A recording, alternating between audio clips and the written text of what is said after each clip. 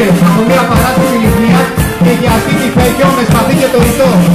Δύο και δώστε και αρετή, το οποίο αποδίδεται στο Σωσιάδη, συστηματικό των μετάσοφων. Το έτος 1887, για πρώτη φορά το βασιλικό διάταγμα καθορίστηκαν οι διατάξεις με το οποίο εισήχθη ο θεσμός της Εφεδρείας. Από τον Ιούλιο του 1953, τα δύο κέντρα υποψήφων εφέδρων αξιωματικών της Ισχύρου και της Γέφυρα συμφωνήθηκαν σε ένα, με την επωνυμία Σχολή Εφέδρων Αξιωματικών Πεζικού, μέτρα το Ηράκλειο Κρήτης, όπου και λειτουργεί μέχρι και σήμερα.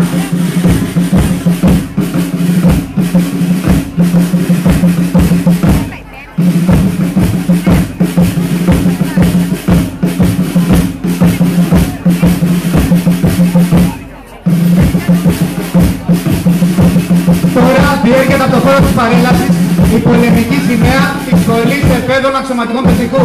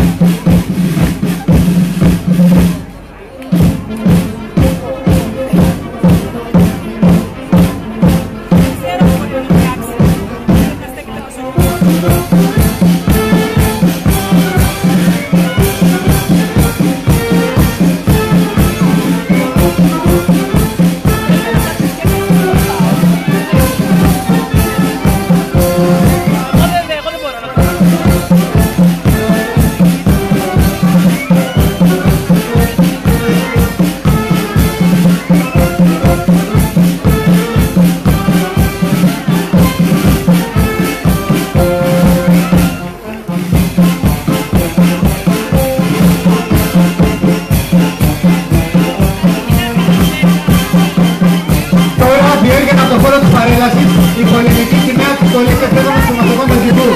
Και ακολουθούν οι πολεμικές σημαίες των ταγμάτων με φυλακή Αγίου Νικολάου του Ηρακλείου του 545 και 546 αλληλογραφών των ταγμάτων Πεζικού. Είναι οι σημαίες που κάτω από αυτές έκλεισαν το αίμα τους, οι περισσότεροι των καημών της πατρίδας μας είναι αυτές που κρατούσαν στα χέρια τους οι ήρωες του έργου Ταράτσα. Να θυμούνται οι παλαιότεροι, να καμαρώνουν και να διδάσκονται οι νεότεροι. Και τώρα τα ένοπλα σήματα της Σχολής Εφέδρων Αξιωματικών Πεζικού. Το ηρωικό μας πεζικό προηγείται ο διοικητής του τάγματος με το επιτελείο του. Ακολουθεί ένας δρόμος υποψήφιων εφέδρων αξιωματικών των τριών δημιουργιών από την Ελλάδα και την Κυπριακή Δημοκρατία. Είναι η αυριανή εικόνα διεύθυνση αξιωματική πεζικού της Ελλάδας και της Κύπρου μας.